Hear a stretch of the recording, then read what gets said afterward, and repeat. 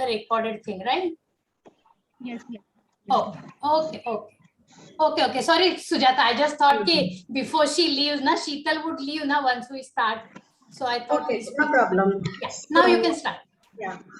Good morning, everyone. Today, Lena Pegu, our current MPhil batch student, and also the last batch of MPhil of Advanced Center for Women Studies, is going to share her work on tribal women's representation in Indian cinema. So, looking back at the cinematic representation of indigenous women of India in Bollywood, and also regional cinema through the discourse of gender, race, and ethnicity. So, in this particular discussion, Lena will focus on the very the concept of stereotype and how these stereotypes are continuing with comes with the power and also a kind of it comes with power and identity. We'll also discuss with who is represented in these films and how are they represented and who generates these narratives and who who consume these narratives, and she'll also focus on how do these structured identities engage in the larger political and economic consciousness, and how today's these marginalized subjects are negotiating with these already given identities while looking back looking back at the past and also at the already given existing discourses, and also trying to bring new discourse by by adopting the ego histories, and also by adopting the new experiences the indigenous women have, and also trying to create a space in mainstream academic disciplines. So, Lena, please, now it's over to you. You can start the presentation. Okay, thank you so much for this bringing out what exactly maybe I'll be talking about. Some of the things that I have reviewed in the past few months, again, there were more revisions on the work. So let me just read out what ma'am had actually previously what I had presented. She had borrowed a little bit of that to talk about my points. So I'll just read out a paragraph or two, and then I'll start talking about today's presentation. So media, by extension, cinema, has always been a canvas for representing our ideas and expression. This very act of viewing and producing these ideas and expressions are political and therefore generates certain power connotations. The biases in representations, along with the subjectivity of the producers and the audience, play an important role in the visibility of ideas and expressions. The subject of representation in cinema comes from the position of the speaker, the positions of enunciation. As Stuart Hall, he is one of the leading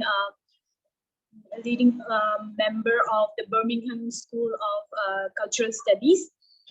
This location and intersection of tribal women's subjectivity generates who is marginalized based on the normative dominant discourses. Feminists have long understood the essentialist definitions and its limitations.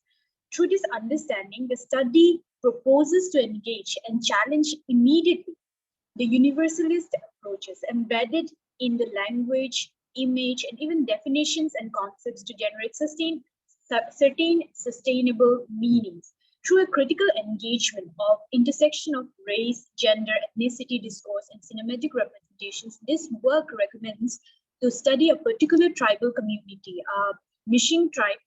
Also in ST, it is listed as Miri community. So probably I'll be using the term interchangeably, Mishing, and Miri community.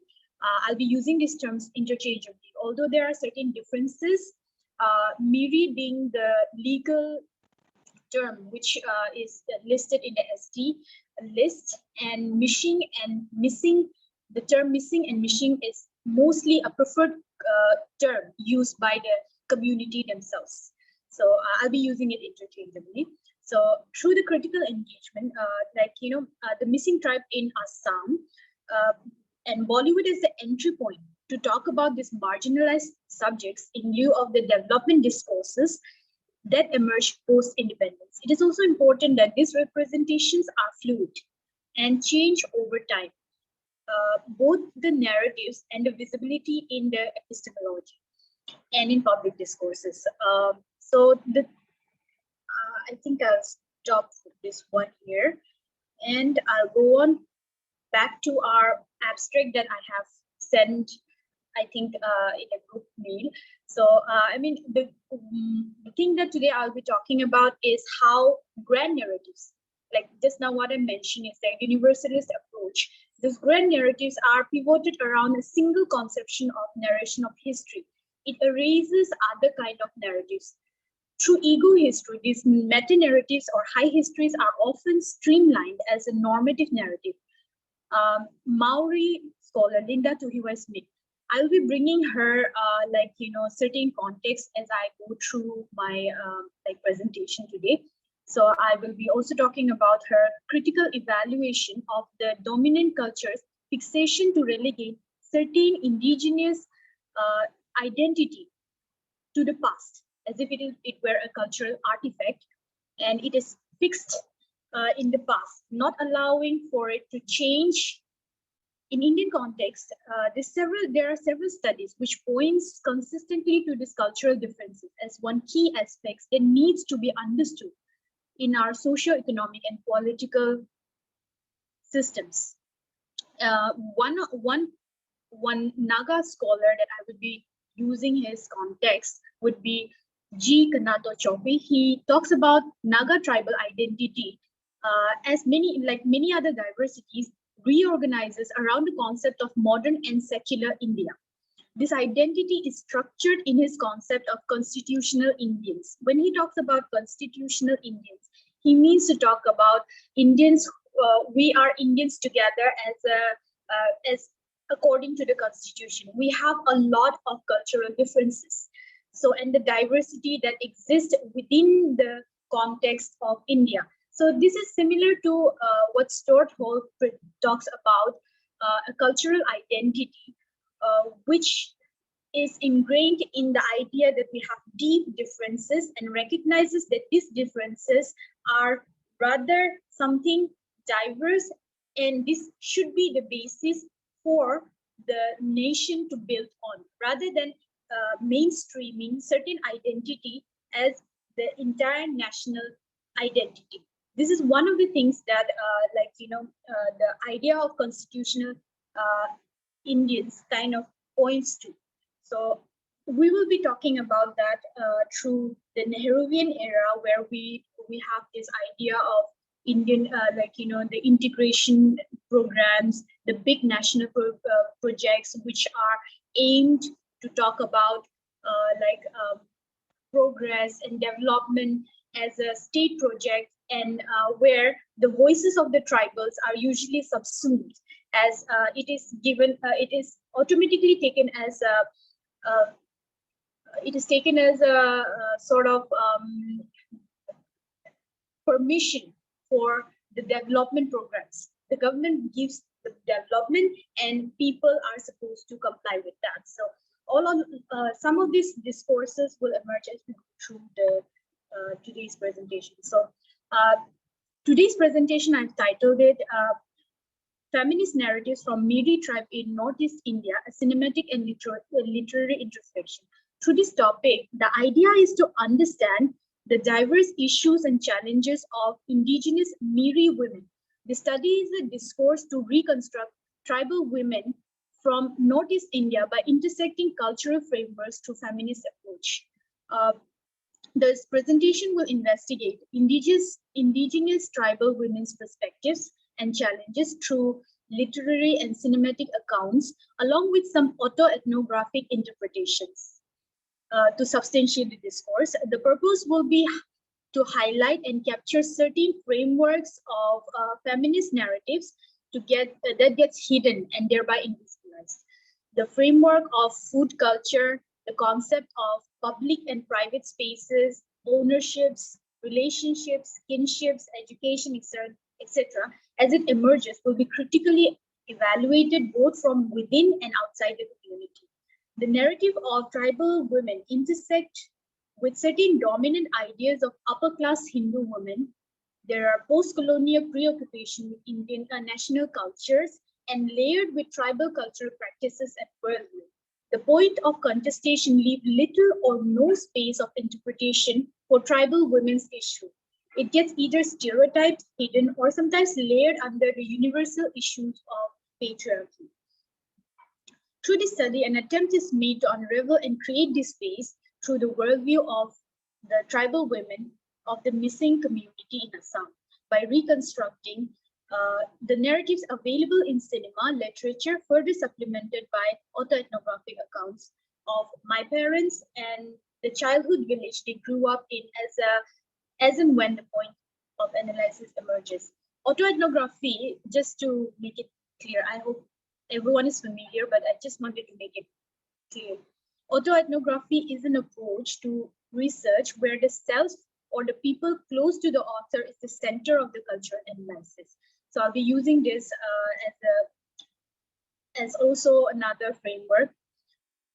Bollywood movies here provides a base to talk about the differences and narratives both as post-colonial project of the Indian government and how the medium of representation, which is deeply ingrained in economics, dominant discourses, and narratives.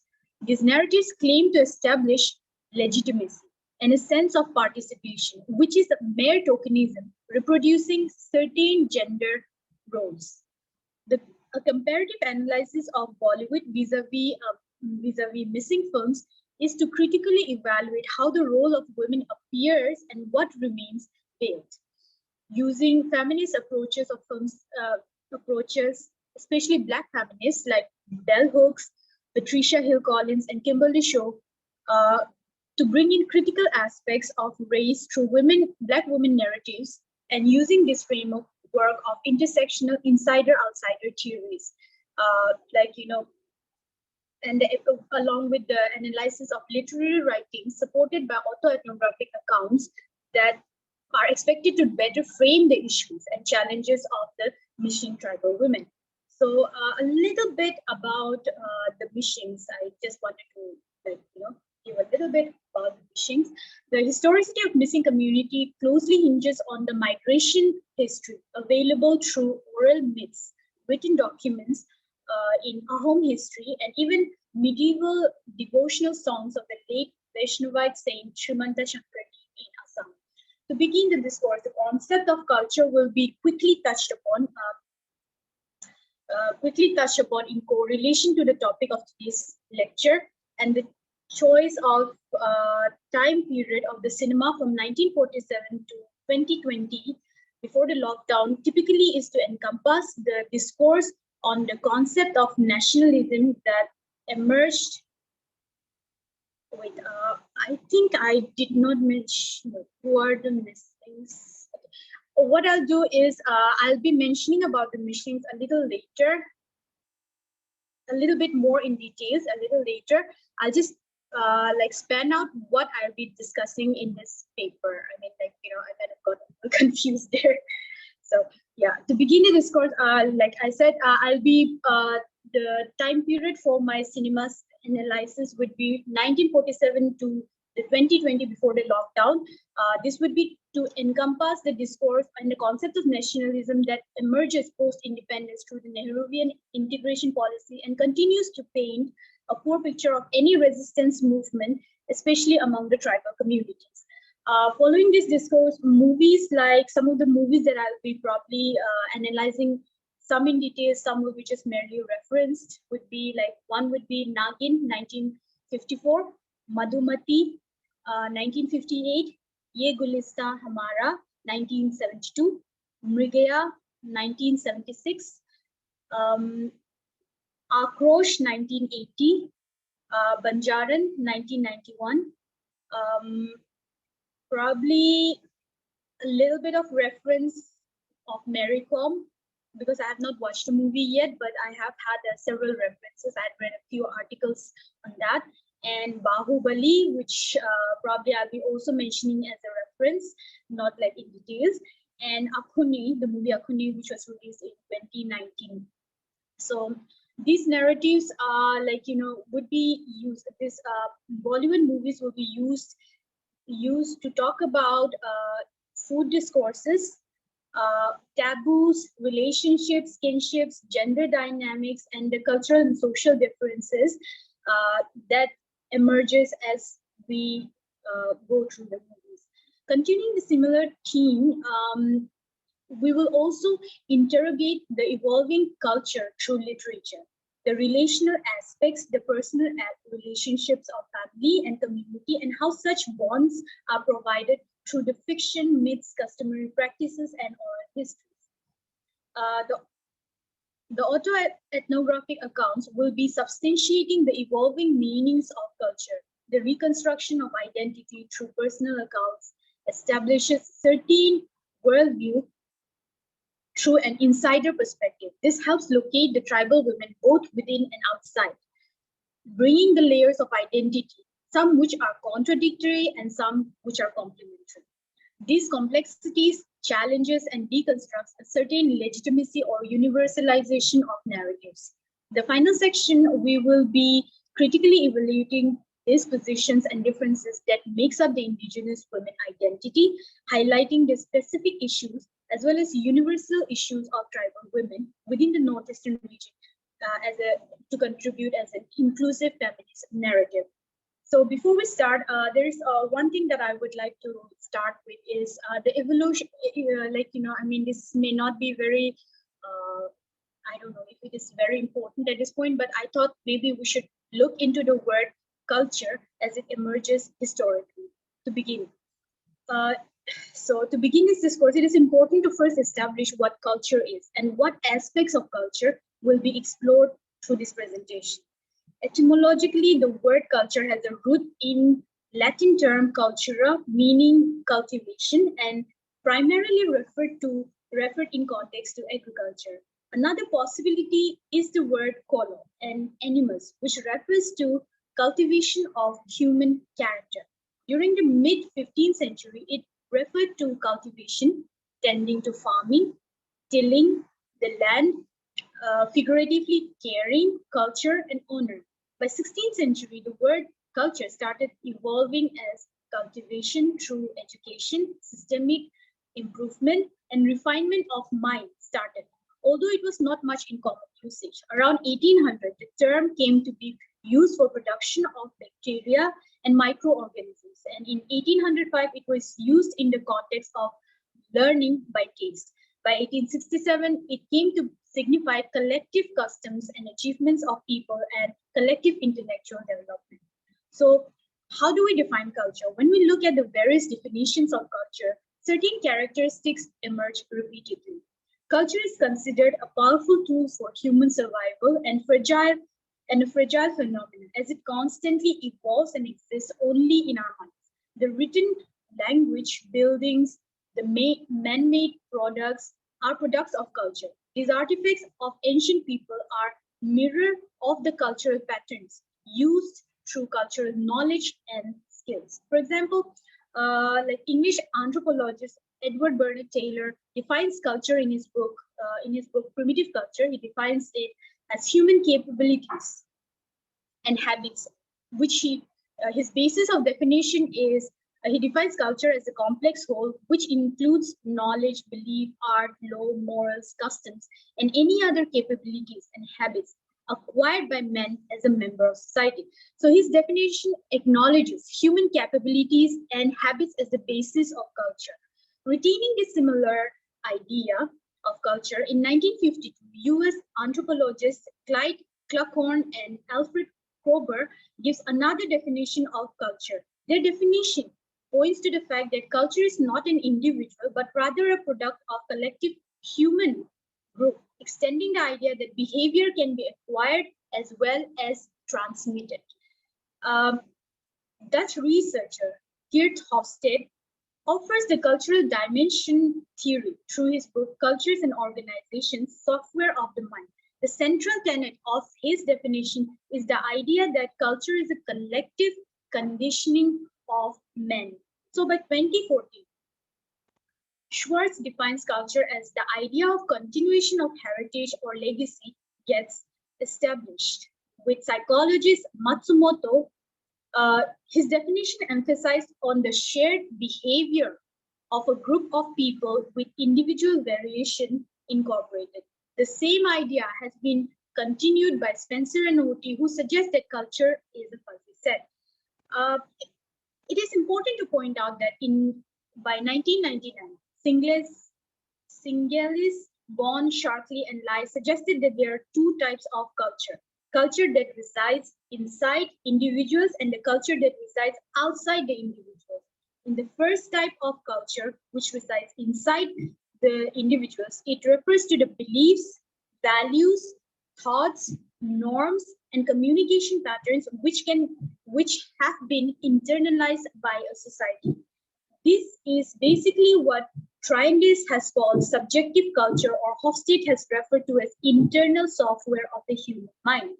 However, the culture that resides outside the individuals, they refer to an environment which is made by man. It includes language, customs, art, music, dress, other institutions, cuisines, rituals, etc.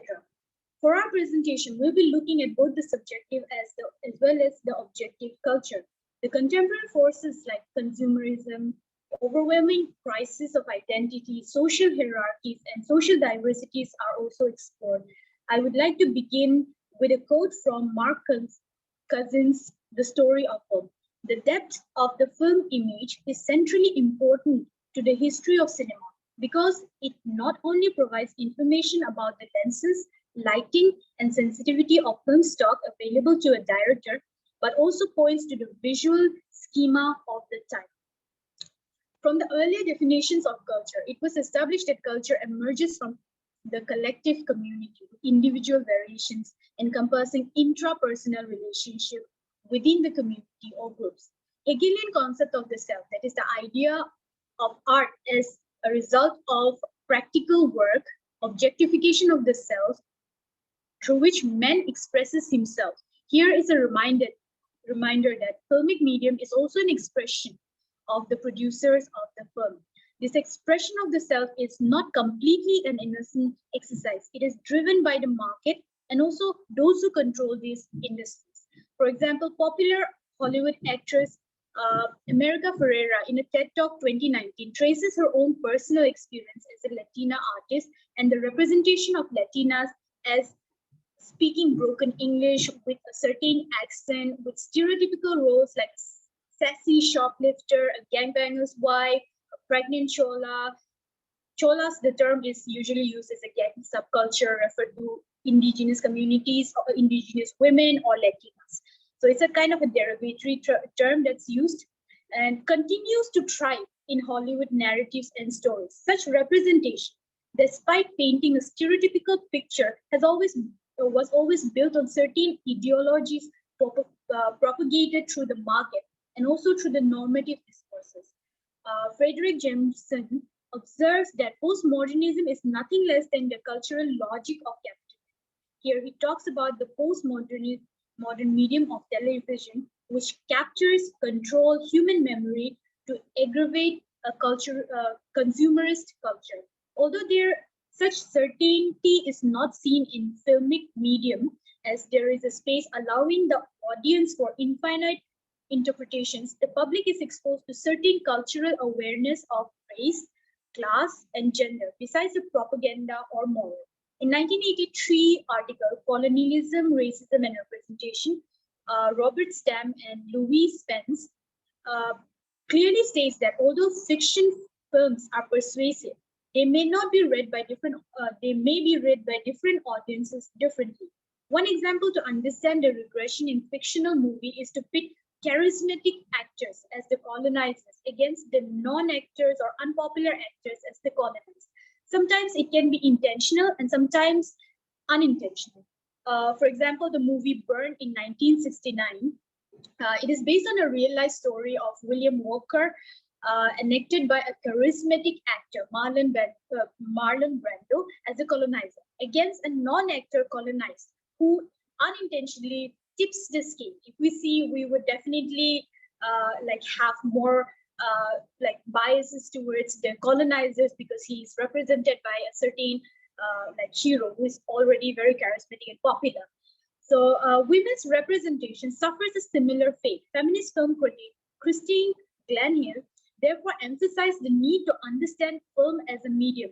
Without a critical understanding of the medium, it will not be able to counter stereotypes or sexist images.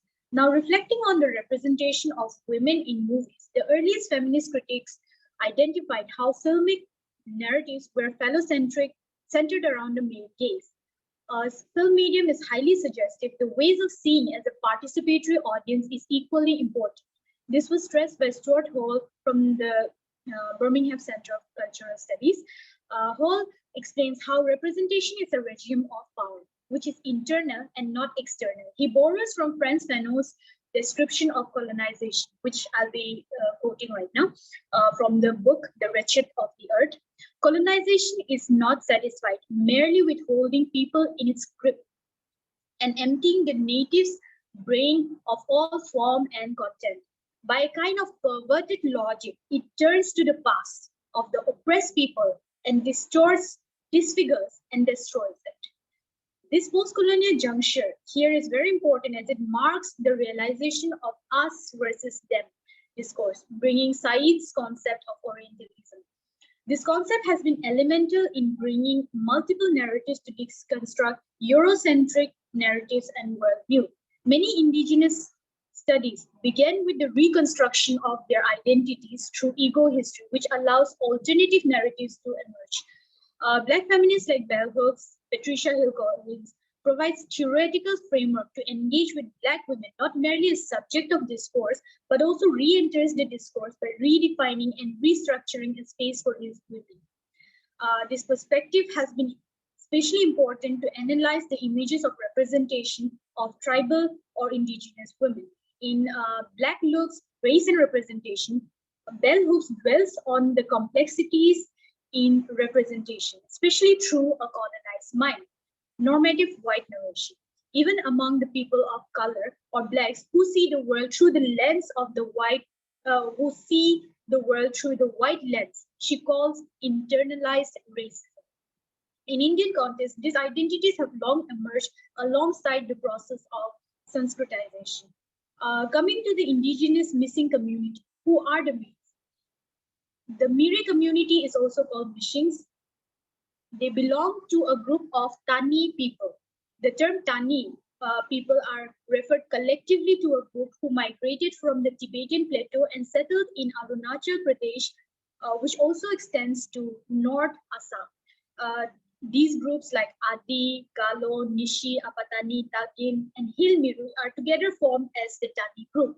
Linguists call the languages spoken by them as Miri-ish or Mishing-ish. The linguistic and cultural evidences suggest that Adis and Missings reached the Siang Valley, the present-day Arunachal Pradesh, and formed a homogeneous block among the Tani group. The Mishings or the Miris, they moved further in the migration towards the Brahmaputra Valley in Assam, as evidenced in the legend of the descent of Missings from Kiling Kange.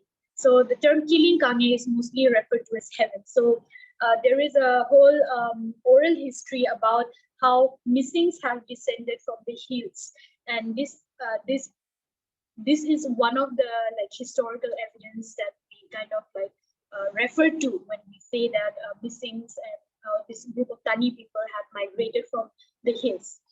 The present day habitations in the plains are documented and seen for the first time in the devotional poetry by the medieval saint Srimanta Shankari, which was around 1449 to 1568 as Miris. Oral traditions of the Vaishnavite institutions called Satra of Assam also speaks of a direct disciple being a Miri called Paramananda. The history of Assam also records armed conflicts with Miris and Ahom rulings around 1615, 1655, and 1685. The Mishins are agrarian tribes who dwell in the riverine areas and had undergone acculturation process with the ethnic-speaking neighbors. It hybridized both material and non-material culture. The houses are still preserved traditionally with thatched roofs and platforms of split bamboo as floors in the house. Although due to scarcity of thatching grass and durability, nowadays corrugated iron sheets are also used as roofs. Sometimes the split bamboo platforms are also replaced by wooden planks. These particular house constructions are passed on from generation to generation through community services. In the autoethnographic accounts narrated by my father, speaks of how this engineering requires collective effort. In the community, every man in the village helps another man in the construction voluntarily.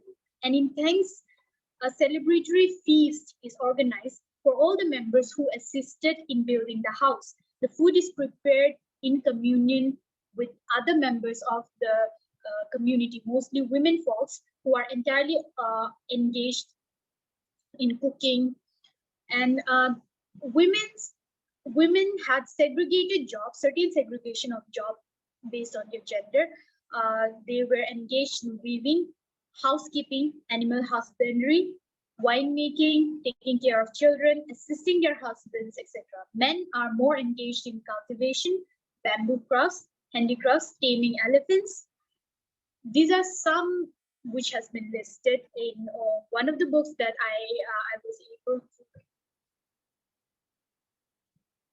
The book is like some of these writings I have taken from the Missing Folk Tales compiled by late Taburam Tayed. He's a linguist, and yeah, so his work is well researched. It is one of the works where some of the oral histories were translated to English.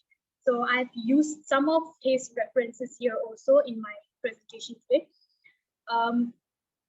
And according to this reference, Mishins are also primarily non-vegetarian community and brew their own wine, both from rice, both for celebrations, rituals, or daily consumption.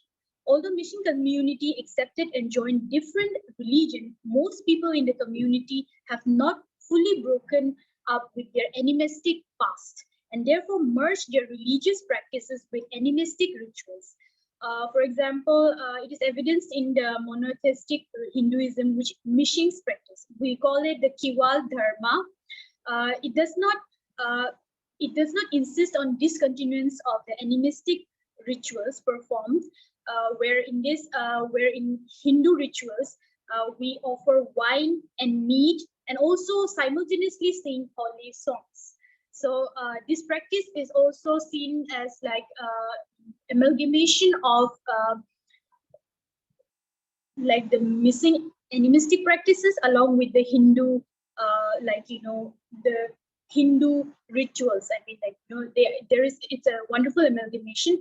And one of the things that is very interesting to note is that we bury our dead despite being Hindus. A lot of them who are converted Hindus also do not burn their bodies, they burn. So it is a sort of cultural amalgamation which is seen for a very long time. Some of the cultural practices in Missings regarding marriage, divorce, and inheritance of property, birth, and death rituals remain unchanged. Although certain practices like polygamy, for example, or kidnapping the bride by force to marry is no longer seen as honorable, but the practice was seen up until 90s also. So, I mean, this comes from a like autoethnographic account where certain villages, although they don't consider it honorable, it still continues to be practiced. Even marriage songs now have been greatly influenced by the Assamese speaking counterparts.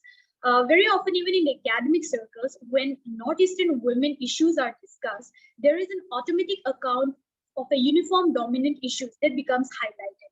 The view establishes a sort of binary between tribals and non-tribals. One can see this clearly in the movies of 1950s all the way to 1990s, this distinction of us versus them. Some of them are more pronounced than the others. In the movie Nagin, for example, 1954, clearly starts with a disclaimer bearing no resemblance with any community, yet the props, the narratives are implicitly built to the point to a tribal space. It is this idea of tribal which becomes fully immersed as the story progresses, although on a critical evaluation, they appear to act primitive, unthinking, irrational, almost as a signpost, and with subtle hints of normative worldview.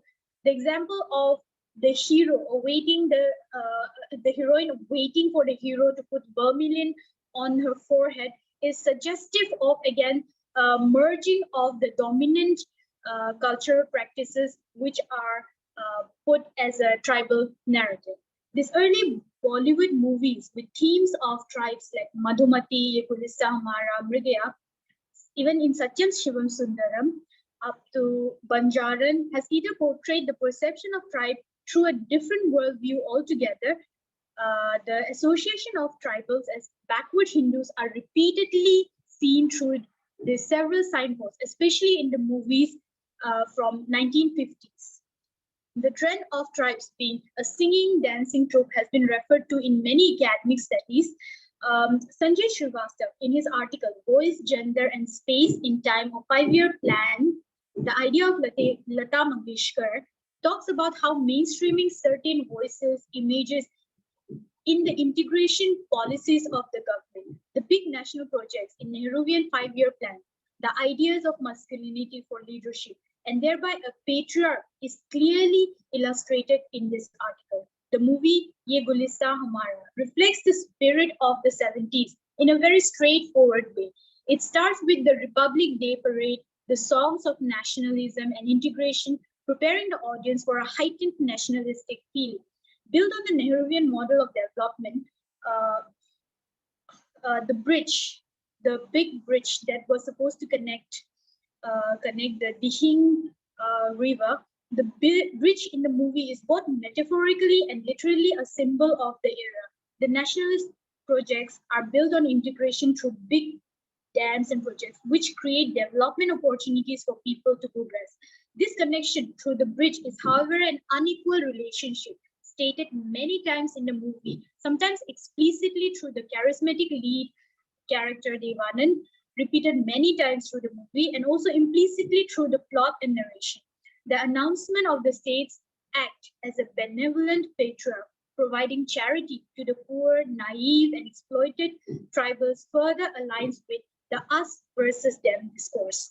There is no regard for the tribal view and do not have a space to produce their own narration. Their narratives are shallow, often reflecting the dominant ideologies with the tribes, merely reflecting the stereotypical understanding. Women here, especially the tribal women here, played by the actor Sharmila Tagore, is feisty, strong, barbaric, and seen only harshness in life. There is mere representative tokenism of tribal women and becomes a narrative prosthetic in the movie. Sharmila Tagore plays the stereotypical tribal who reenacts a feisty, temperamental, misguided woman who quick to react and primitive traits of barbarism. She easily fluctuates her role from wearing tribal attire while within the community space and transforms into a representative Naxal uniform while engaging in conflict. This implicit imagery seems to suggest a homogeneity of all tribal identity. She is also painted as extremely jealous and acts upon her emotions rather than rationality. In a fit of jealousy, her attempt to harm the hero is thwarted by the appearance of a snake, which plays the agent of self-reflexivity for the heroine. Her choice of love over hatred is symbolically the triumph over her barbarism, which is soon seen in her act as a double agent. Her role in the integration mission is the beginning of the deconstruction of the tribal system, represented and claimed by the king.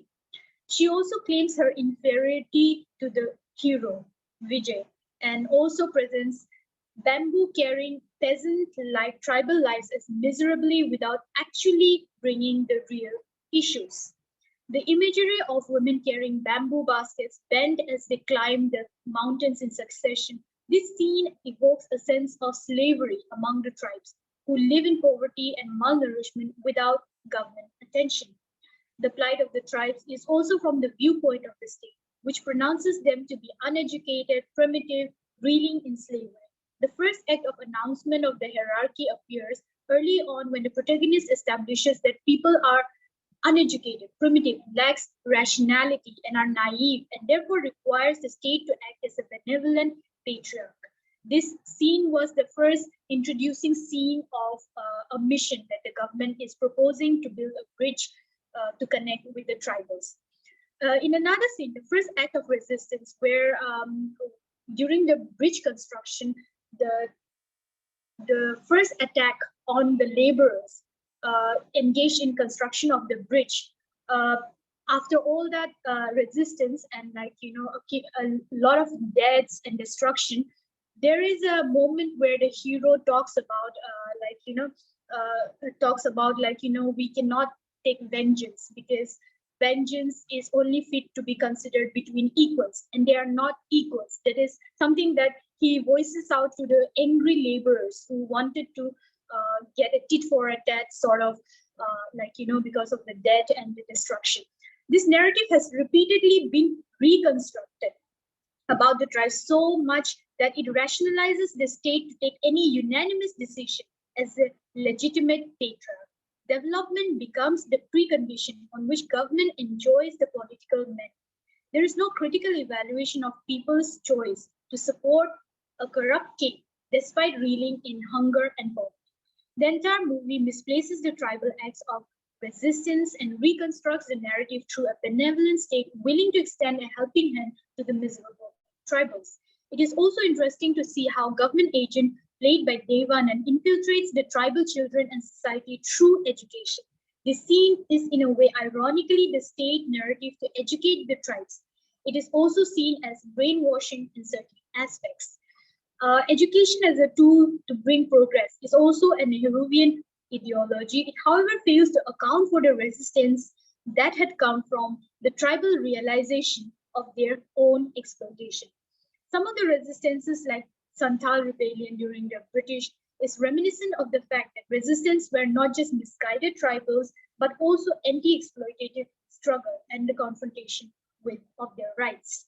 The struggle is also evident in current discourses. I need to hurry up, I think. So current discourses of resistance, especially tribal resistances against land disposition for big national projects like hydropower projects, like Hirakud Dam, nuclear power plant in Janagora, and corporate mineral extraction in many parts of Orissa and Jharkhand. It is in this perspective important to look at Linda Tuhiwai Smith's book on decolonizing framework for self-determination and decolonizing the narrative. She reminds us that there is a constant imagery of indigenous lives as wordless, lazy, and dependent historically, which denies them humanity. These images of others as cannibals, chief, red Indian, the witch doctor, tattooed and shrunken head, stories of barbarism, savagery, primitivism continues to represent through the traveler's stories who constructed the stories from their own viewpoint. Similarly, indigenous women are excluded from any serious encounters. It is noted that the use of zoological terms to describe primitive people to dehumanize them. In the same movie, Ye Bole Samara, when Sharmila Tagore is introduced, she is compared to a nagi, a snake in particular, to talk about her nature. Such projections become embedded in the language and how we view indigenous women. It is therefore very important to critically observe how these representations gets built over time. For the lack of time, I have selected few Bollywood movies based on the availability that features tribal lives, either directly or touched upon by the lives. Madhumati, the leading lady, played by the beautiful Vajanti Mala, as the exotic, spirited tribal girl with a hauntingly mesmerizing voice who falls in love with a stranger, a non-tribal representative of the dominant idol, played by the charming Dilip Kumar. Here, it is important to notice that the space occupied by tribal women is a public one. It provides a glimpse of how they are exoticized as nature's child, with childlike innocence needing a guardian to protect. As the story spans out, there is a quick realization of hierarchy, which comes with the good-natured, honest manager Dilip Kumar, who is pitted against the thieving and corrupt others who work under him, that is the poor tribal youths. Johnny Walker, a drunk youth, introduces the corruption of the people, that is the locals who work as the laborers. He is also a key figure of building the bridge between the outside world with the tribal world through his information, and the window which symbolically and metaphorically gives a peek into the tribal lives. Outside the window, that is like outside the house of Dilip Kumar's window, the haunting voice of Madhumati beckons the hero, and he watches women singing as they carry water. He is told through the view of a male gaze, that is Johnny Walker looking at this exotic woman. This space for male gaze has always been a point of view since the colonial times also, looking at the other women who might be available. This immediately separates women who are available for public viewing and women who represents the morals, non-tribal women. Nature here is also enmeshed in tribal lives, that it halts the hero's journey early on in the movie and take him back to his past life. The movie ends with the completion of the incomplete love story of the past lovers, although this subtle reunion is one of the signposts to indicate a possible marriage alliance, only possible when it is between two equal societies. Although Madhumati is primarily seen through a male imagination of a naive, pretty nature's child, she becomes merely an object of desire, which contests and resists the desire of the powerful villain Zamindar, played by Pran. She becomes an object of contest between these two powerful men. She is merely a prop in the story. In the movie Brigade, 1976, which has a storyline around the tribal village in Jharkhand, the story continues to be narrated through a male perspective, although the main story is how tribal village struggles with poverty, deaths. It quickly escalates when the paddy fields are destroyed by the animals. Ginua Soren is the hunter who gets hunted metaphorically in the end. Women are likewise hunted by the zamindars, and sometimes even a pawn when the debts are not paid. They are constantly working without participating in the village decisions. The movie captures certain aspects of tribal life, but it misses the opportunity to produce tribal worldview. I think I'm really losing out on time, but I think the most important part I am missing out. So I'll just jump quickly to, I think I was going to talk about Banjar. Can you quickly do that part and can conclude? I'll just try to quickly wrap it up. So I mean, in Madhumati, I've already explained that. In Banjaran, mostly because of the dresses and the association that if you are a Banjaran, you are of lower hierarchies, explicitly spoken of. So I will not go too much into details about it. And also the irrepresentability of Mary Cobb by a Northeastern actor is also reminiscent of how certain characters, despite being in a national figure, are not being able to represent because of other factors being cited, like capitalism, consumerism. Now, quick jump to Akuni, because this is one aspect I really wanted to bring in. The 2019 movie Akuni is a highly acclaimed movie which picks up several trends of diversity and captures some core issues faced by the migrant Northeastern community in Delhi. The opening scenes of the movie starts with dingy lane of Delhi, where it looks like a mafia movie set where, we are about to enter into something very illegal through the life, gesture, expression. And dramatically, when we look at it, it is like the dried fish, meat, the Northeastern food that is hidden and then compartmentalized in certain part, which is like a taboo, which cannot be had in the open. So this is one of the beginning introduction of the movie Akuni, and it also talks about a fermented food Akuni, which has a very strong, pungent smell, which is not very popular among the mainstream food that we call. So it becomes a very interesting starting point to discuss about food hierarchy also. So when we talk about Northeastern food also, because a lot of Northeastern tribal food has a fermentation, process involved in our everyday life, and sometimes for preservation. For example, in missing culture, we have this, we call it apong, the rice beer. We have two varieties of apong, which requires fermentation of this rice. This process is a part of everydayness of like indigenous women. But the problem is when we have to make these certain choices of not having those food every day. That is where this whole disintegration of like, you know, what is acceptable and how, I mean, I just wanted to say a little bit more on that. And also because like, you know, the process of beer brew making is also dependent on apop. There is a particular herb that we use, which is a concoction of several herbs that we get it from the forest. And these concoctions are made in a certain proportions, which are only known to the tribal women. So this aspect is something that I wanted to talk about, and maybe in the question session, maybe there will be more, but I had a lot of like, you know, instances I wanted to talk about the missing indigenous women, but I think I'll stop it here for now, but I think we can, yeah. So thank you so much, Lena, for this detailed, presentation on the representation, identity, and also power, with reference to tribes in general and also tribal women in particular. And the way you actually draw these issues, with the in the context of an FUN model of development project, that is very interesting, and it's a very detailed information that you have come up with, that is something very useful, I think, for our course also. So I'll just open this for discussion, and maybe if anyone wants to share their reflections on this.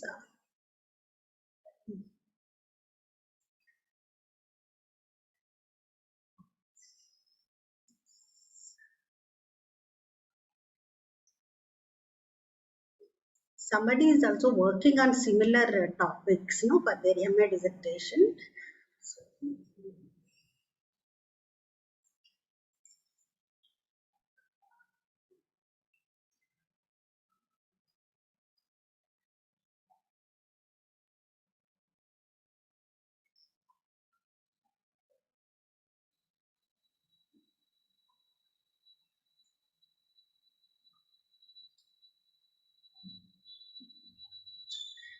shall I pause, stop the recording, then maybe you can have a discussion on this.